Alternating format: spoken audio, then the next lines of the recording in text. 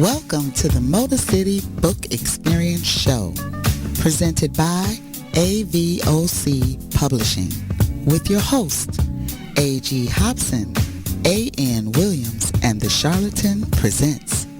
And now we begin your Motor City Book Experience.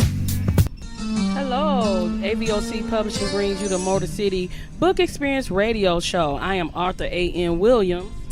I am Arthur A.G. Hobson. And this is The Charlatan. So we have in studio today, first of all, we're super excited that the Motor City Book Experience is 1 week away. And I'm just really excited. I know, right? Yes. The Motor City Book Experience is going to be at Cobo Center, 1 Washington Boulevard in Detroit, Michigan, downtown by Detroit River. Yes. And we're so excited that we were able to get Cobo. Oh, I know, right? You know, Cobo. Cobo. So excited. So we have two of our authors that's going to be featured next week in studio with us today. And we're super excited. We have author Kenya Rivers. And we have India Norfleet-Lewis. And we're going to let them introduce themselves. Hi, I'm Arthur Kenya Rivers. Hi, I'm Arthur India Norfleet. So, first we're going to start off with asking you guys, what made you want to sign up for the Motor City Book Experience? I thought it was a wonderful opportunity to embrace, coming down and being part of Detroit. Detroit is something that the book event is something that Detroit needs. Exactly. And Absolutely. to bring everyone out. And I thought it was a perfect opportunity. When I saw it, I was like, oh my God, I need to be a part of this because Detroit, we don't have things like this. Yeah. And I thought this was perfect. Yeah. Yeah, so I'm excited to be a part of it. Thank you. We're excited to have you. Thank you. What about you, Miss India? Just to piggyback off what Kenya said, I just thought it'd be a great opportunity. We have so much talent here in Detroit, and we go unnoticed a lot. Yeah. And we don't put together a lot of stuff for, all the things that we go to is Right. always in other states. That's We have, right, yeah. Publishers in other states, and we don't get together and do things for ourselves. So when I seen it, I was excited, like finally somebody is doing something for us, So I just thought it was a great opportunity, and I'm excited. I can't wait, And super excited. Thank you. I really appreciate that, and that was one of the things, since I've been an author since 2013. And, I started traveling off rip. I wanted to get my books in as many states as I could. Yes. And so I would look for local things here. Now, I'm not talking about, I've been invited to things here on the outskirts of Detroit, in the suburbs. Right. I haven't been invited to anything here in Detroit. Right. And so we were in New York and we were talking, and I was like, we should do this in the city. Yes. And I really worked hard to try to find a venue in Detroit. I did not want to go into the suburbs. Yes. You know what I'm saying? So I felt like, and then once I got it started, because I'm being new to the literary world, I didn't know that there were so many talented authors in Detroit. Yes. And I am blown away, and I'm impressed, and I'm, you know what I'm saying? I'm prideful. Yeah. I'm like, look at Detroit. Come look at us. Look what we doing. Look how many authors we got. I've been emailing Channel 7 News. Y'all need to get on this. Because y'all don't know that we got all this talent sitting right here. I've been emailing everybody. Y'all need to get on this and see all of this talent that we have here. And we're not putting this show on for us. We're not doing it for us. That's why a lot of people ask me, when y'all do y'all shows and y'all go promote the event and y'all in the Motor City, why don't y'all promote your own books? I said because the focus is not on us. Right. It is on. I want to make sure this is an event where the authors get the stage and we get to show the talent. And I want to do this so tasteful, and I want to show them that Detroit not about our negative publicity. Exactly. We got people doing things here that's positive. Right. And we on our grind. That's right. So, and we'll report our, we'll sponsor ourselves later. Yeah, we'll do. That comes after the event. But it's all about you guys and the vendors. And we want to also thank our partner in crime, Shantae Kennerly, who is our co-organizer for the event with Kennerly Presents. So I want to know, first of all, I've been seeing this book. I seen her promoting this book, and I was reading the synopsis, and it's called Taste Us Together. Y'all should have seen us. Y'all should have been here 2 weeks ago when we was talking about the sex scenes and the battle of the sexes and men writing sex scenes. So Taste Us Together, India. Tell us what this book is about. It's a love story. It happens unexpectedly for this couple who, when they first meet, they're not a couple and everything, and it's crazy how they met. They meet on 75 actually, in a storm or whatever, and they come together like they had this really, really like passionate attraction, to each other or whatever, and so they try to kind of like deny it because they don't really know each other in the beginning, but they end up like running into each other because the guy, he's a erotic author. I had to put an author in there somewhere. Okay. He's a erotic author, and the main character in there, December, she sells. She has a adult sex toy line, Candy inspired sex toy line. Okay. I gotta get me a copy of this. She good. Digging it. I read it. Oh God. Thank you. I had to find some kind of way to like bring them together, so I had to put them in the same industry or a similar industry. So they end up going together to this convention. It was like an adult erotic adult convention that they were going to, and they just so happened to be going to the same event.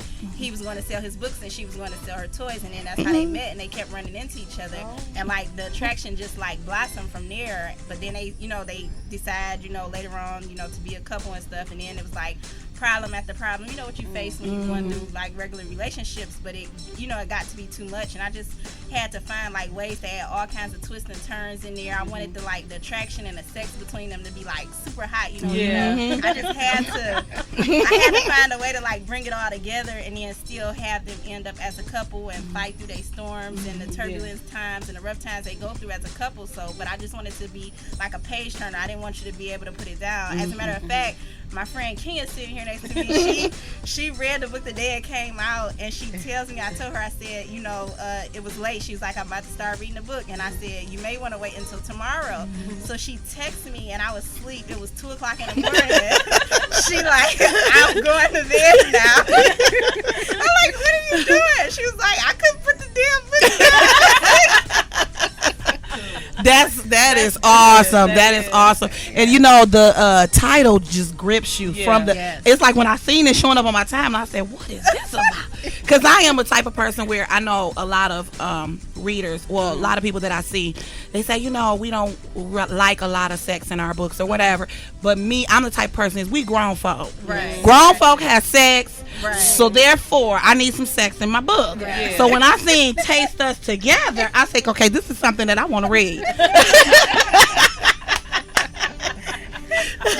And what made you come up with the title? I was talking to a friend because like I said, I write a lot of poetry, and she was, telling me how good my poetry was, and I was telling her I read a poem to her, and I was telling her about the title, and the title was in the poem that I was writing, and I was like, dang, it kept standing out, and I was like, I want to name it, I want a book, with this title, Taste Us Together. And I was like, I don't know if people is really gonna take to the title, but when I started telling people that was the name of it, and then when I got the cover back for the book, I'm like, oh my God, this is perfect. I was like, this has to be the title. And everything worked out, and everybody, like, even before they read the book, they like inboxed me or texted me or called me like, I love this title. Like, I gotta get the book just by the title. And then I had my publisher. She asked me. She was like, "Do you like the cover for it?" And she picked out the cover and she showed me the cover. And I was like, "I'm just in love. I felt like this is the perfect cover to go with the title." Yeah. And everybody just was like, "It's great. It's a great title. And it's a great story." And I kept hearing it, and I was just so excited. I pushed myself so hard. Like, I think as authors, we supposed to push ourselves. Every work is supposed to be better than the last. Yes, absolutely. I really tried to push myself, and I was so excited and happy to see so much positive feedback from it, and to see so many people enjoy it. So and and another thing that I really was excited that Kenya said she was bringing you, because I wanted to ask you. I seen a post that you made about we all get labeled as, because we're black, all our books are labeled as urban. Right. And so one thing I seen you write, that you were a romance novelist. And so how do you feel when you go out and you're labeled as urban but your books are romance? I still try to, especially when it's people that come up to me that want to know what it's about and talk to me, I would tell them that I write romance. But a lot of people classify us like, even if we're writing romance, they're classifying us as urban because we're black. Exactly. Absolutely. I think that's kind of like, you know, you classifying us as black, but you already assuming that we write a certain type. Exactly, yes. Stereotype us before, you know, you get to find out, well, just because I'm black doesn't mean I write urban. Exactly. It's like people that's, you know, black and they don't write no urban at all. They don't write no romance. You know, they might write mystery or something like that. So it's like you can't judge us like that. But if they come up to me and they want to know, like, well, what is your book about? I explain to them what it's about, and I say, you know, I'm a big romance writer. And then, you know, some people's like, okay, well, I'm going to try your book out because, you know, I like romance. You know, but I just feel like you shouldn't, you know, stereotype me just because, you know, I'm you black, think it's urban, and you just feel like it's going to be like every hood book or something like that. And then it's a lot of hood books where, you know, you just get automatically stereotyped. Exactly, yes. And you know you missed the message in the book because you're stereotyped it. Exactly, yeah. Yeah. And shout out to you guys, publisher Danielle Marcus. Yeah. She is awesome, sweet young lady. I mean, I corresponded with her before the event. Before I even thought about doing the event, I corresponded with her on Facebook. Very nice person. And Kenya Rivers. Yeah. I've been seeing you on Facebook for years. I mean, said her too. Yeah. So tell us about, what I want to know is, what's your favorite book that you've written? Love Ain't Supposed to Hurt. Oh. I've seen that. Yes. What is that about? That was actually my very first book that I started writing back in 2010. And I was really focused, and it's so funny because my husband, he's in music. So I did a lot of music promotion for him, and he told me, he said, "Babe, why don't you start writing your book?" You know, and me, you know, I'm trying to help out with him promoting, and I wasn't really focusing too much on writing a book. And then it came to me like, yeah, you need to start writing, because that's all I thought about was just writing. I had so much stuff in my head that I need to just get out. So after that, I went ahead and took what he said, and I started writing. Every day I was writing, and I was writing. And my husband said, he said, "Are you saving, you know, your work? Are you emailing it to you, you know?" And I'm like, I will. I tell you, I was probably like 3 chapters done from my book. And my computer crashed. Oh God, that happened to me. Oh my God, I know exactly what you're My doing. husband said, "You did not save it." I said, "No, I was going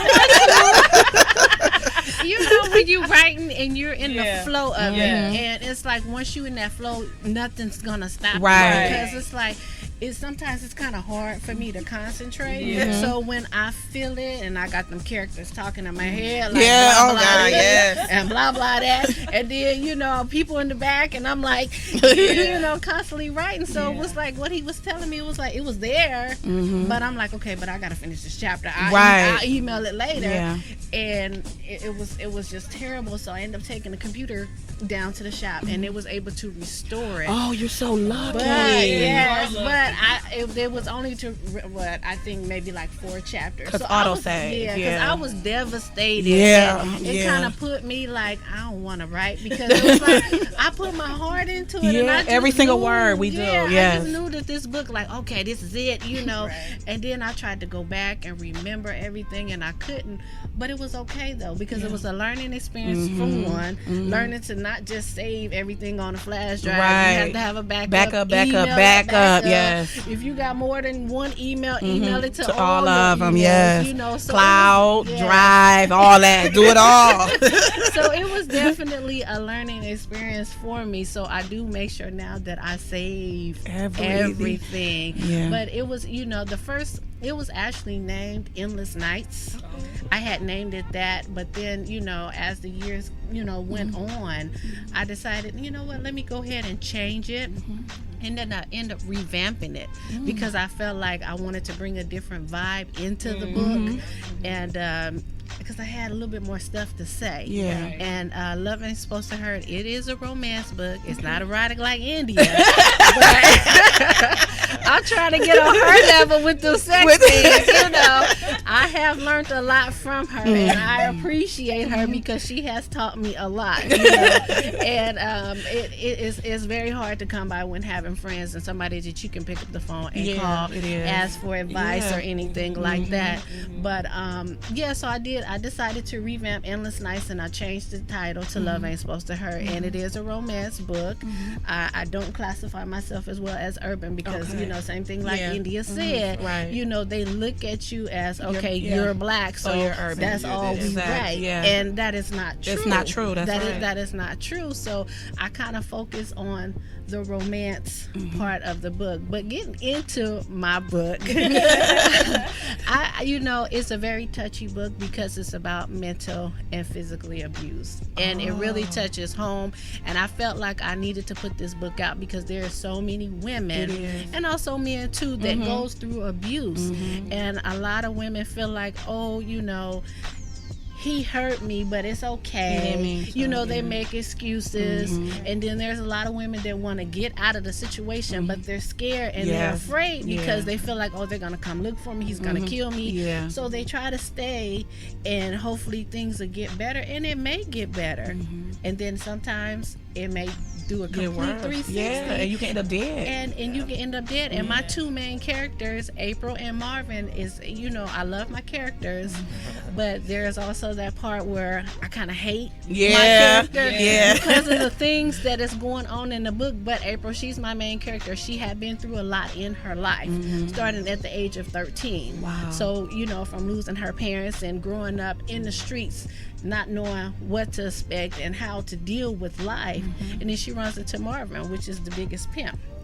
You know, something so, you know, but he didn't pimp her.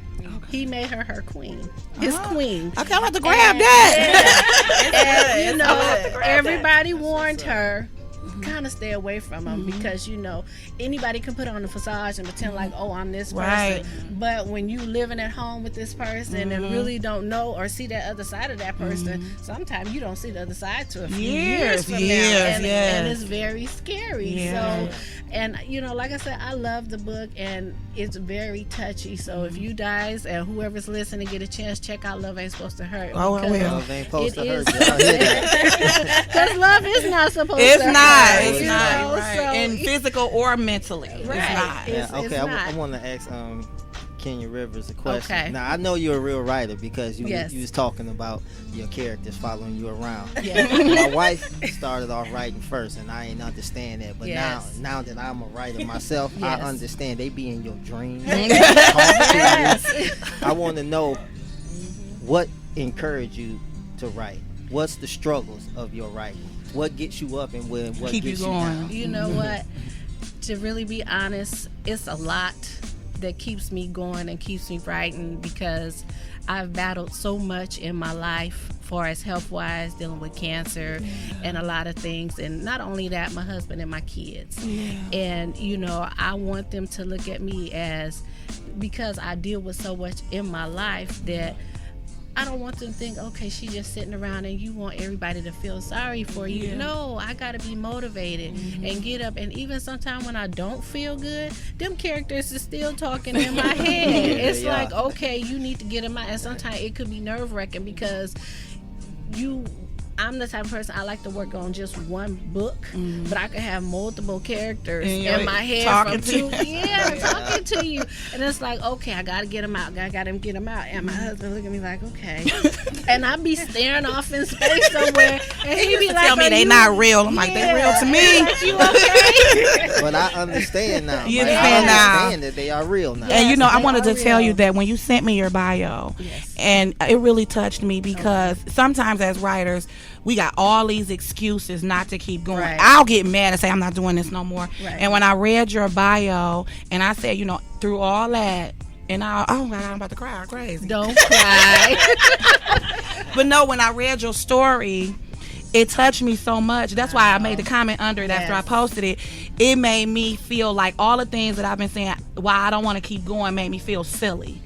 You know what I'm saying? It made me feel silly to make those excuses when all the things that you've been through, you persevere and kept going. Kudos to you for that. Kudos to you for that. Thank you. I got the same question for Amy. what gets you? What motivates you to keep going and keep writing? Because I know it's a struggle for writers sometimes. Sometimes you want to quit. It is. What keeps you going? I really, really love what I do. I love writing. I had a passion for it for so long, and this is all that I've ever wanted to do. And just to get up, even though like it's not giving me what I want, I'm still like in a paying my dues kind of phase. Yeah. So it's not really giving me what I want, but it's still it's done so much for me just as a person, just to get up and then just to see my books and to see that, you know, I'm writing book after book and I'm, you know, becoming more successful, you know, with each book. But, you know, it's a lot of tough days. You know, it's a lot of days where I feel like, you know, I get tired, like if the books don't do what I want them to do, or, you know what I'm saying, if I get distracted, or like I was supposed to turn in a book, you know, I try to keep myself on a deadline. And I'm supposed to turn in a book, but I'll get like different stuff in life might get me down or sad or something like that. So I'll kind of like push it off when I know that I need to do it. But like how we all know as authors and writers, you know, they don't go nowhere. They stay in your head and they start talking to you and stuff. And I have 2 children, a 1-year-old and an 8-year-old, and it's hard to write with them, you know. I have to go to sleep. I have to wait till they go to sleep sometimes, you know. And like if I'm writing or I'm talking, I have to make sure I don't get distracted. One time I was writing and I was writing from my phone, and I'm talking, my husband's talking to me and the baby talking to me, my daughter, and I'm trying to get them to leave me alone, and it deleted all my work off the phone. I was so mad, and I started fussing and yelling and walking out, and I had to come back and apologize, you know, especially to the baby, you know. My husband don't want to hurt the baby. I had to tell her, you know, I apologize, you know, because I had to get it out, and they didn't understand. I had worked on it for so long, and I pressed something by mistake because I'm talking to them, and it deleted everything. So it was frustrating, but you know, it's a passion, and I really love what I do, and I have a lot of support, you know, around me and stuff like that. And you know, my husband, he just like super big on supporting me, everything that I need. You know, he makes sure like he always there, you know, to support me and stuff like that. So, and right now I'm a stay-at-home mom, and sometimes like, you know, if I feel like it's overwhelming me, he may not say anything, but I'll feel like it's overwhelming me. I'm like, well, you know, let me go out here and try to find some work or something like that. And he like, just follow your dreams. I got this. You know, you just keep writing. That is right. You know what? That is awesome. That is awesome. Big shout out to the husband. A big shout out to the husbands, because you know I'm a stay-at-home wife as well, and it do get hard. And I tell him, I say, you know, and especially because we started our own publishing company, and we've taken on all these other projects, and so I told him, I said, you know, I'm gonna go to work because this is hard. And he said, if you go to work, because I encourage them to publish, and so he said, if you go to work, who's going to publish? Because I'm in that computer from the time I get up to the time and sometimes I don't go to bed till the light hit, you know, outside. And so he said, you have to keep going. And that's wonderful to have a support system. It's wonderful. It's wonderful. And that's because you don't really have to worry, you know, when you're working on your stuff, you don't have to worry. And I go to him when I'm sad, like, oh, my book didn't do what I want to do, or, you know, like, I don't know what to do, and I'm frustrated. And he like, okay, well, it's okay, you know, you keep writing or whatever. But then when he make me mad, I don't have nobody to talk to. I feel the same way. I feel the same way. Well, fortunately, we are friends, best friends. So my brother-in-law is like my blood brother. So if they do have a disagreement, they call me like, "What do you think?" And she be our referee. Okay, so you know. I say, well, wait a minute, you guys. Well, y'all saying the same thing, You just got 2 different point of views. See, my husband's the quiet one, so when when I really cry, then he be like, "Oh, it's gonna be okay." You know, just believe in God. But the ones that I talk to is my brother-in-law and my sister, because they understand. And same goes, you know, and there are times you get frustrated. Absolutely, you know, even with the characters in your book, you get frustrated. And I get stuck if I can't go to India. I go to my husband, and he'll, you know, tell me some things, and I'm like, okay, yeah, I can put that in the book. I never thought about that. So kudos to the husband. I don't want my husband to give me advice. I love you, though. And sometimes too, it depends on like what you're going to them for and different things like that. I know when I was writing Taste Us Together, I went to my husband because I had in the book, not to give too much away, but they're brothers, and the girl in the book, the main character, December, she had she had went out on a date with the brother before. Oh. You know what I'm saying? But they didn't do anything. They just went out on 2 dates or whatever. And so I'm going to my husband like, well, what would happen if, you was in love with somebody, but he had a brother and he was dating her too, and he started lying and blah, blah, blah. He was like, well, I don't know. That's tough. He was like, he's like, so did they do anything? I was like, I don't know yet. I was like, I'm still writing. Yeah. He was like, and so I was like, well, they didn't do anything, but, he's really in love with her and stuff like that. Now that he met her and he's in love with her, but, she did talk to the brother, but they went out on a date. She was going out on a date as a friend had suggested she go out on this date, but she didn't like him. So the brother is jealous, because they're brothers and they have, they've been brothers all their life, so he's jealous of another woman coming in, especially if it was a woman that he liked, but he kind of pushed her off to the side for another woman at the time, you know what I'm saying, because he was trying to be greedy. So she's like, she just was like, forget it. So now she never knew that he had a brother, and that this was his brother and she's dating his brother and stuff like that. So I kept going to my husband like, well, what do I do here? What do I do? What do you think? Well, what would you do? He's like, I don't know. I mean, I think he was trying not to get caught up, but good for him. So he's a big help, though. That's wonderful. Good. Yes. So how do you guys deal with you want your story to go one way, Yes, but your character said, I'm not going that way. Now, a lot of times if we fight with our characters, as an author myself, you will get stung, right?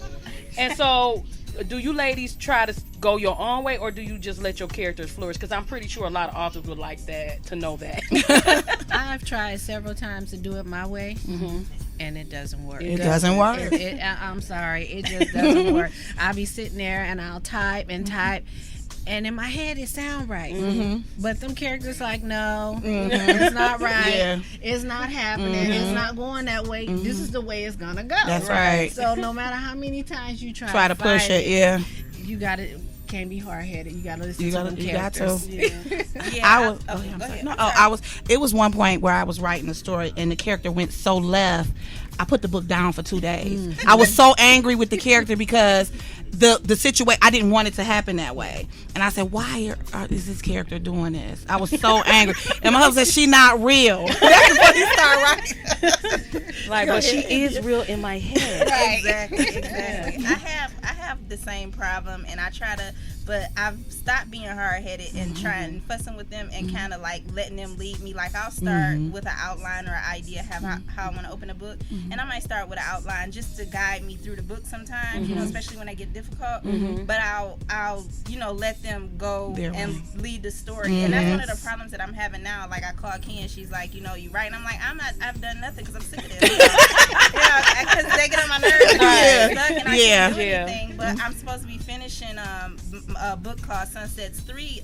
Is the finale of the first 2 that I wrote, and like every time I'm nearing the end of the book, and that was a big problem I had throughout the story was, they want to get in there and they want to tell me what to do, and I'm like, well, I wasn't going to write it like this, you know what I'm saying, or this person wasn't supposed to get killed and stuff. Right. Like, what are you doing? Right. So No. I was like, you're not supposed to do that, but then it's like they just kind of go their own way. So I just kind of let them go their own way, and it actually ends up a lot of times being better than what you want. Yes, absolutely. It ends up being better than what you could, because like I see my stories in my head like a movie. Right. So I write whatever I see. And so I just and that's how because I write extremely fast. Okay. I write really fast, and so like I think a lot of people in the beginning of my writing career judged me for that because my books come out so fast. I did a sex therapy, Shantae Kennerly. I did a story in that book, and so I told him when he told me about it, because I said I love a sex scene, so I said, well, can I get in on that? And so he said, yeah. Well, he told me, because he's the doctor in the book, and he told me the premise. And I sent it to him like the next day. Wow. I did mine and sent it to him the next day. I write because I can see it. It's like I'm copying it off of a TV screen, and I'm just doing, annotations or whatever. So I admire my sister for that. Yes. Because, but to wrap it up, you want to wrap it up first, or you want to wrap it up, or? Okay. So what I want to ask us before we go is I want to know the projects that you guys coming up and what's your plans for the Motor City Book Experience and everything. Well, I am going to have Love Ain't Supposed to Hurt on deck. So I can't wait to get it in the new readers' hands. Yes. I am also currently working on 2 projects right now. Dangerously Obsessed, which is part 2. Okay. And Intoxicated, a Love That Becomes Addictive. Oh, I got to get those. I gotta get them. I love drama. I'm gonna have copies of Taste Us Together, and I'm also gonna have copies of my previous titles also available at the Motor City Book Experience. And as far as my books I'm working on, I'm kind of like all over the place. So I'm finishing up Sunsets 3, which I'm upset because, like I said, the characters they go everywhere. So I'm finished, but I'm not finished. But so then I have that, and then I'm also working on 2 titles. One is called Addicted to His Stroke, and the other one is called High Off His Touch. Well, Addicted to his stroke. Well, y'all gotta read India's book. She's nasty, y'all. It's okay. I don't know if y'all heard our previous radio show, but me and my sister write under Shaylin Amador. That's our nasty. Yeah, that's my girl. nasty girl. I write under her pen name for my nasty stuff. Yeah, okay. You know, Shaylin Nasty. It's okay. Because, you know, I like nasty. So, girl, I'm going to be addicted to his stroke. I think I want to read that one before Taste Us Together. So we're gonna go on to a break, and we want to thank Kenya Rivers and so India Norfleet for joining us. Guys, so nice and down to earth and cool. And then next we'll have our producer T.E. Lee. 7 Mile Radio, y'all. Yes. Here we go. It's my time to rise. It's my time to shine. It's my time to live. It's my time to fly. It's my time. It's my time. I can see it. I can feel it. Time has come now to reveal it. I've been waiting for a long time, gotta do it. And won't let nothing hold me down, gotta do it. Because I may not get another chance, I believe it. If I want it, I can have it, I believe it. Done with falling, done with losing, I can do it. I think I'll tell myself again, I can do it. Yeah, and I'm not gonna stop till I win, 'cause it's my time to rise. Hey, it's my time to shine. Oh, it's my time to live.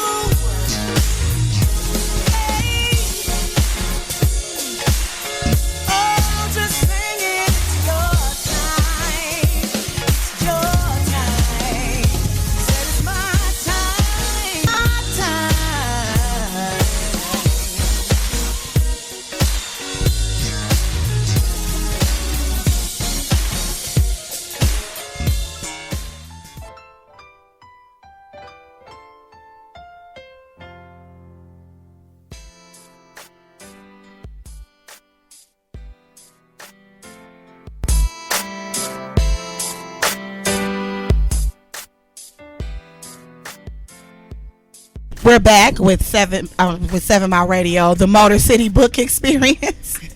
And we had such a great interview with India and Kenya. We're so excited about their books and their work and the Motor City Book Experience. And I'm telling y'all need to come out and pick up their books. Kenya Rivers and India with the erotic and the romance and the love and the sex. I'm just excited. I mean, y'all, we was going so long, we almost just made the whole show about this. I'm so excited. These young ladies done really entertained us, learning about their stuff. I'm just now, Charlatan, get off your phone. Now we have the Motor City Sis. Hey. We have T. Elise, and she's going to actually be the media correspondent for 7 Mile Radio, but she's also going to be she's going to have her books with the newest Toast to the Fool. Yes, Toast to the Fool. So come on, T. Elise, tell us about what Which you got going. Our producer. Is our producer. Okay, I love these guys. First of all, you know, I met them about a month ago, but you won't be able to tell. No, we friends. It feels like we've been knowing each other for years. Kindred spirits, and then they've introduced me to some fire over here and other authors. I can't wait till next week. I'm super excited. I don't know how I'm asleep. As far as Toast to the Fool. It's about toasting the fool and you, because everybody got one. I know that's right. Everybody got one. When I wrote my first book series, The Black College Sabbatical, it was about, you know, something different in fiction, because I find the same thing that India and Kenya had, you know, about urban fiction and how to, you know, select the genre that your book best fits. Right. You know, so I said urban fiction because it was a popular thing to do in 07. Right. You know what I mean? But really, I guess you could say, for me, I coined my own. I try to coin my own of everything in entertainment I do. Yeah. So I coined my own genre. I do reflective fiction. And if it just happens to be urban, then so be it, because that I am. All right. You know what I mean? Right. That's right. But so with Toast to the Fool, I was in the more better stage of my life, you know, 40 plus. I ain't ashamed. Right now. Right.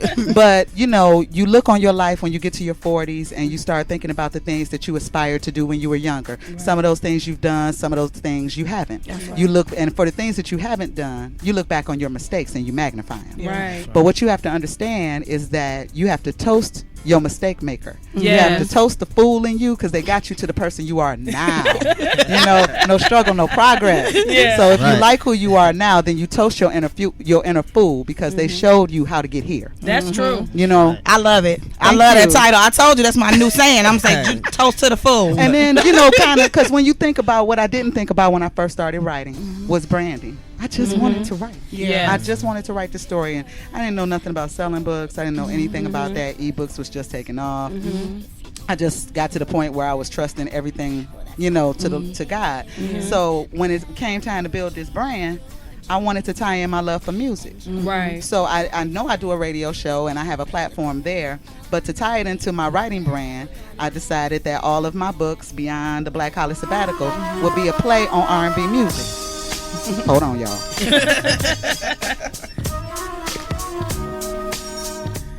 Okay. So with that, because that happened, all we decided to do, really? Okay.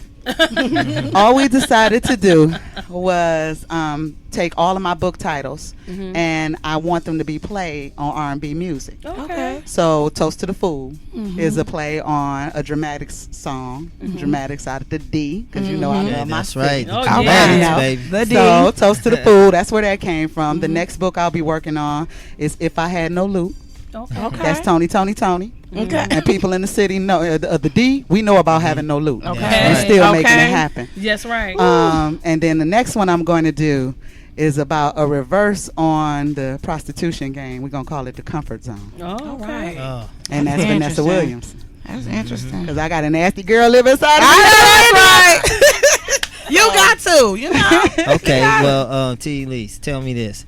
When was the day, or do you remember the day you woke up and said, okay, I'm going to start writing a book. I'm a writer? After I read Mama by Terry McMillan. Okay. I was just like, you know what? This sister done brought me to tears. That was the first book I read that made me cry. So I was just like, I want to do that. Yeah. I want to write something that makes people feel any kind of way. And so I sat down. I used to always say to my husband, I want to write a book about the Black college experience because we haven't seen anything about the significance of Black colleges since A Different World. Right. And mind you, I was writing this book in 05. So, you know, it had been a long gap in between there. We had phases of it. We had Stump the Yard, we had Drumline, we had all these things. But we didn't have anything that delved into the education outside of the classroom. That's right. You know, so with that, I just was like, okay, I don't know if I should write it because, you know, who's gonna buy it? I don't know. And my husband looked at me and was like, who buying it now? Right. And I was stumped, you know, after the crickets. I just was like, well, I guess I am. And he was, and at that time we were losing our house, we were giving up our car, we were filing bankruptcy. You know, we had all these things going on, and no matter how bad it got, I just used to look at my husband and be like, what you want me to do? And he just say, just keep writing. And so that's how it started out. You know, Black College Sabbatical was supposed to be one book, but I was like 50 pages in, we were still in orientation. Gotta break this up. Gotta break it up. So that's how you got 3, you know, installments, and then it was time to publish. Now, I know I've been asked, and I thought about it myself, but did you ever think about making one of your books into a play? Absolutely. I have a 6-character monologue written on deck. Wow. Just chilling. Because I'm a playwright. When I started out promoting my book, I paired up with one of my friends from college, The Power of the Black College Experience. And we formed the Live Ladies of Literature movement. And we did 3 monologues. We did the Mocha monologue. So it was an all-male show, an all-female show, and then a unisex show. Wow. You know, so of course that fire lit in me is what stopped me from writing Toast to the Fool. I suffered during that time. I suffered the same thing Kenya suffered with I messed up my flash drive, my hard drive, and Toast to the Fool was erased. Wow. 100 pages in, and I had to start all over. So, you know, I cried for like a month. Yeah. And just was like, okay, it's a sign. God is saying no. But we kept going, and that's how we got here. But you know what I found is sometimes if you have erased something or it's lost, it's not really lost. No, it's still in your head. It's right here. And what you put down, wasn't it better? And that's something you took the words right out of my mouth. Sometimes you'll lose something like, dang. But when you went back over and you did it again, it was so much better. So much better. And that's the cool part. Yeah. That's the cool part. I did that with Chronicles of a Patrol. That was the second full novel that I wrote. And I had 10,000 words. Wow. And my computer crashed. And when it came back, none of it was saved. See what I'm saying? I cried. Yeah. I literally cried tears. My husband was like, you were crazy. I cried tears. I literally cried tears. But when I rewrote it, it was so much better. I don't even remember everything that I was supposed to put in there, but it's such a great story. I got to give a shout out to I have several really, really good friends, but I have 3 that maintain as my best friends. Okay. Two females that we grew up with, and then one that is in Maryland, and it's a guy, and we've been friends, and we were beefing actually when I erased my book, and he's a computer science genius, you know, that works for Microsoft. Wow. So, you know, I had to, like, even though we was beefing because I was mad at him because he didn't call me on my birthday, it was something really petty, and I hadn't called him. I was like, forget him, you know, shoot, you know. So I'm pouting or whatever. Baby, when I lost that flash drive and messed it up, I cried and I cried and I cried, and I was crying so hard my daughter snuck and called her Uncle Jay in Maryland. It was like, she crying, and Daddy can't stop her, and Nana can't stop her. You gotta talk to her, and this and that. And so he waited till like the next day, and he called me back, and he was just like, I heard you having some trouble. And I was like, I'm good. And he was like, no, you're not. You know, and he actually walked me through the process of, you know, the recovery. Yeah. You know, system recovery. Yeah. I mean, he took me through all these back pages, you know what I'm saying? Right. And taught me about zip files and download this and get this and hold on. And he was like, and it worked, and it recovered all my music because it was 2 losses. It was Toast to the Fool. It was all of my manuscripts for Black College Sabbatical and all of my music. My goodness. So I was about to have a stroke. Yeah. And he made it so that I bought that program. I spent $59 because I had too much to recover for the free trial. But I had a similar situation. One to share, y'all. One to share. But you know, I found one online because my son asked me could he use my hard drive. I should have said no. I told her. Everybody it out. Everybody who I published in the last year, every book, and I was transferring computers. Yeah. And every file that I had, I'm like 300 and something files. These are books, 5 covers, ebook, paperback, and he wanted to transfer his game, and he needed a hard drive. So I said, "Go ahead." He erased it was complete when he gave it to me. It was empty. I cried. I sat there like a big fool. Like, why did I give it to him? But I went online and found how to recover from a hard drive, and it was a free program. Cool. And it recovered every single one. Yep. I was so happy. I sat at her house for 2 hours. Waiting for it to upload. Longer than that. Yeah, because it takes hours. It took hours. something. And then when it came up, it was so funny because Mark D, owner of 7 Miles Radio, shout out. That's my brother. That's He's right. the mad 7 scientist. Mile. Because he saw the radio in me when I was running from it. Again, toast to the fool. Because you can run from your destiny only to run in a big old circle right back into it. Because this is what I studied. Yeah. So, you know, just that whole component of it, I got to shout him out because he was the one also that was like, it doesn't matter, just keep writing. And what we came out with was a good thing. And then he also did my book cover. Yeah. You know what I'm saying? It's you on your cover. Yes, it's me and my husband on my book cover.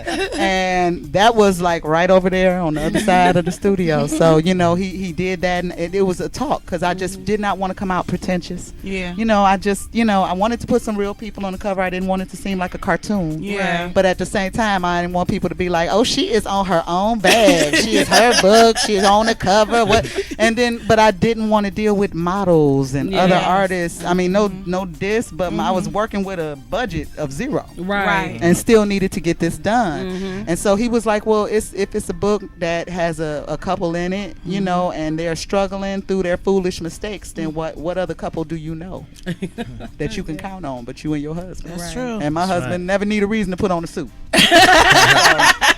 Really nice cover, by the way. Shout out to all man. We're gonna have to have a program for the husband.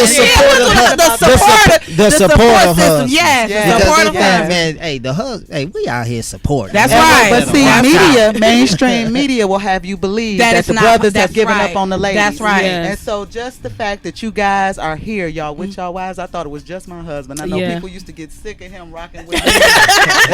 and whoever my female partner was for the week, it might be this college friend, it might be that college friend. A couple friends from our school was like, "Mike is a Mac." No, Mike is my man. So, you know, we all doing this. And so shouts to y'all too. Shout out to you guys. Shout out to you guys. My husband followed me. We went to a romance convention in Cincinnati. I'm talking about romance, nothing else. But it was flowers and you know, and no, it was romance, butterflies, and it was just that. And he went and he just stood behind the table looking bored.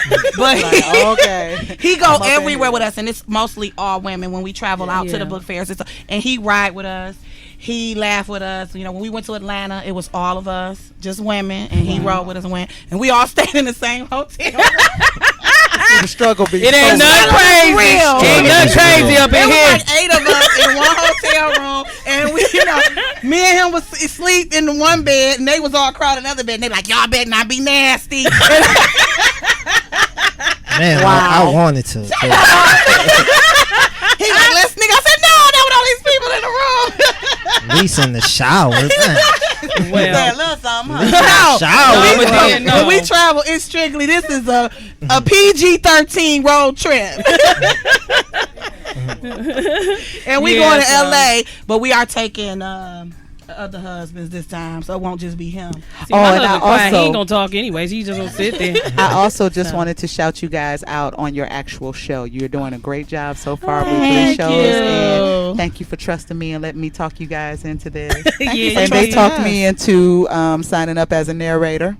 for ACX, and I have since done that and started my first book with them. So that's great. So you sisters look like y'all need a narrator. Yeah, she's a narrator. In the studio and time, so when you're ready. But no, I just appreciate you guys for doing this. Like, I'm just like all the other authors that'll be there next week. We've been waiting on somebody brave enough to do this. And you guys have done it. You're going to be blessed. It's already in the cards. All right. You know what I'm saying? And just keep going. Do not stop. Oh, well, we got you. You got her. Oh, right, because I will stalk them. They're not that far from me. I will stalk them like, what y'all talking about? I will call India and Kenya, be like, well, y'all get them? What are they doing? So, just so that we got wonderful things going on next week. And thank you guys for letting me be the correspondent. I want to do you guys proud. Thank you. You've already done us proud. You have, and I want to continue because I want y'all to see the value like I see the value in you guys. I want to thank Mark D too. Absolutely. Thank you, Mark D. Always to Mark D. I thank Mark D so much. He's probably just now waking up because he works nights now. But thank you, bro, as always. And trust next week I will be over to the house at 10 o'clock because we got to help our people. Get on down to Kobo. He got a large following and just for starting something like this also in Detroit. Absolutely. And having it so long and it's got longevity and he has followers. He has, faithful people that tune in. And he always have intellectual things going on his show. And that's how I found them. I said, wow, let me contact them for the Motor City Book Experience. And then she contacted me and didn't even know I contacted them. Because I'm the only other administrator on the 7 Mile Radio group page, so I hadn't checked it yet. I just had been seeing them promote, and it was like maybe about a month after I put my book out, I did a launch. I started the company, and then shout out to my author, Tyra Butler. Haven't forgot about you, boo. She just put out Poetic Desires in April. We gotta have her on. We got a copy of that coming to y'all guys too. It's on the table in there. Okay. But so we did that, and I just happened to see them posting about this Motor City Book Experience, and I called myself the Motor City 6. So I was broke and knew I was going to be broke in August. It was like, let me call them. See what we can do, and hopefully they'll be open, and they were. And so now they got a show. Now they're a part of the 7 Mile Radio family. And think about it. After next week it'll be a month. Oh yeah, it'll be a month already. 4 weeks in, so it goes just that quick. It does. I'm telling you, they done made us family though. Yeah, they done made us family. And y'all do us right. We had the grown folk lemonade. We had the waffles studio. She treated us like we her sisters. We want you to know that we love everything that you guys are doing. Thank you. So thank you for the opportunity. Thank you. And don't stop no matter what. Kenya, India, y'all got to come back. Yeah, be on the B-side, talk about the books. We got to get more into that. Yes. And that's pretty much all I got to say. I just want to thank everybody who's been involved in the Motor City Book Experience as far as helping us promote. We've had such a positive response in Detroit. I just love my city so much. I don't know. If I had an opportunity to leave Detroit, I wouldn't.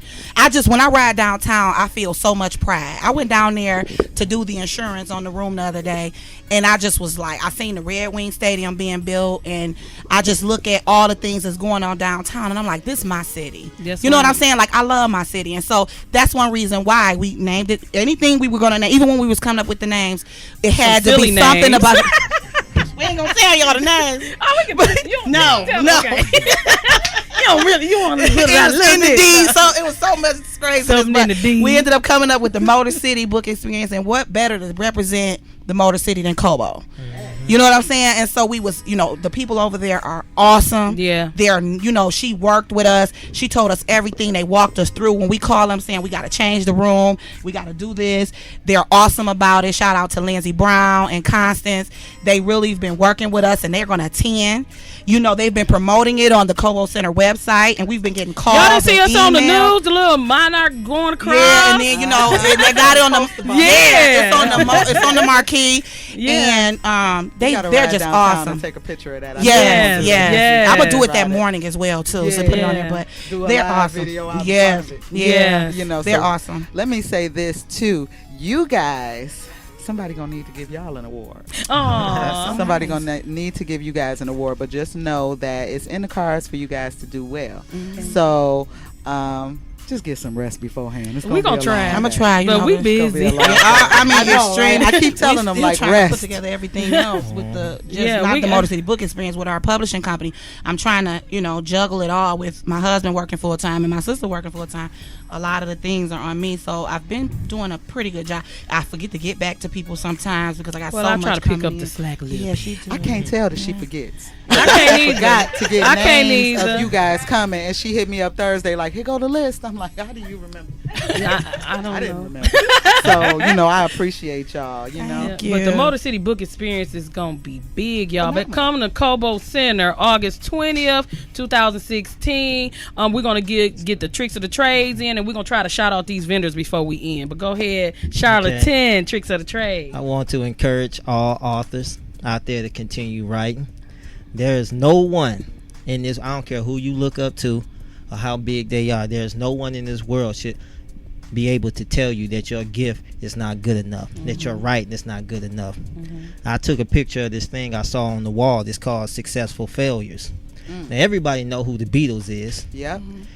They tried to get signed to the biggest record company back then, which was Decca Records. They went in there, they performed, and they told the Beatles to get out of here. Y'all will never be anything in the industry. Wow. Y'all don't have nothing in this industry. Y'all will never make it. Get a job. Wow. We know who the Beatles is, don't we? Same thing with Debbie Allen. They told Debbie Allen that she would never be a dancer because her legs were too short. Wow. And they also told Oprah when she was a news anchor. Sure They did. told her get a job. Yep. You have nothing in this You're business. too heavy. Yeah, Too dark. they sure did. You don't have it in TV. Oh, we all Your know. nose, your nose too big. The OWN network. Yes. They told Michael Jordan the same thing. They told Steve Jobs the same thing. The people he was working with took the company he had before he had Apple. They told him he done. Wow. But think about it. Boy, we know who Steve Jobs is. Boy, do we. Yeah. And remember, Apple had to come back to him.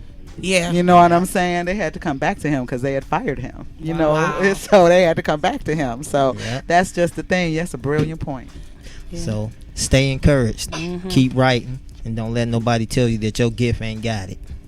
All right, so we're going to close out the Motor City Book Experience Radio. We're going to start with the vendors because we want to shout them out too. We are an author-focused show, but our vendors are important too because they're bringing in their people and everything and selling their products. So we do have Doreen Burt's. And what does Doreen Burt's sells soap, but it's it's like little snacks that you can have, like cookies and popsicles, and it's all soap. It look real too. And I think she has. Do she have a book with that? She has a book. She's a nonfiction writer. So she has like a nonprofit organization out of Cleveland, and it works with inner city kids. And so Okay, and then Tamala Todd is coming out and promoting her organization. Brown Girls Read. It's a reading group that she's going to be signing young people up from 11 to 19. And I think that's nice, for her to want to be a part of the event and to promote reading for inner city children. And then we have Sheer Boss Cosmetics. Sheer Boss Cosmetics. And she the owner over there, Terry L. Branch.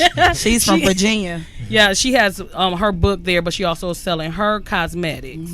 We have Divine Homemade Essentials, and they sell natural homemade shea butter, shea butter, soap, toothpaste, deodorant, everything. Yeah. Then we have Tabitha Boone, who does purses. Sadabu purses. They're handmade purses. Then you have Christina McGee, Jury, and then Lynette Hobson. It's that ISO tea. She's selling the tea in the pack. And then Sight to See Travel. She's a travel agent that wants to come out. And she wants to do an author cruise. So you might be hearing an author cruise, ladies and gentlemen. So you get to the Motor City Book Experience. We might have some stuff going. She wants to put it together with us, an author's cruise. All right. So and then we have Dr. Sidjo. He does Baldwin homemade stuff. And he also has his book there. And he teaches karate and different things, but he's going to talk about different things at his table. Okay, go through the names real quick. And then, so we got a few minutes. We're going to go through the author names. Vivian McClendon, Thomas Long, Sylvia Hubbard. We thank you. Sylvia. We thank you for all the promotion you did, especially when it's this event.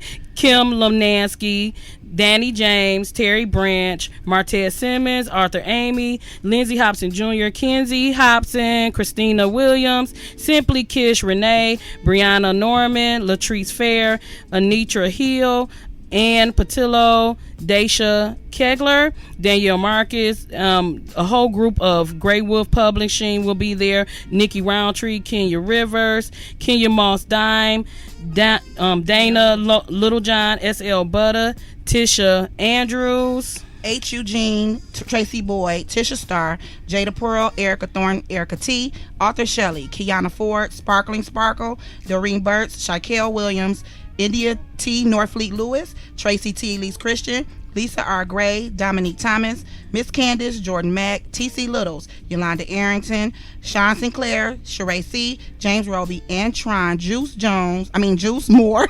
Juice Moore, sorry. Renita Walker. All right, thank you for joining in with us today. We had a great time. We had a great show. We loved. Thank you so much, Kenya and India. We enjoyed you so much. Thank you, T. Elise, and our producer extraordinaire. I'm A.G. Hobson. I am A.N. Williams, and this is the Charlatan. See you next week. Peace.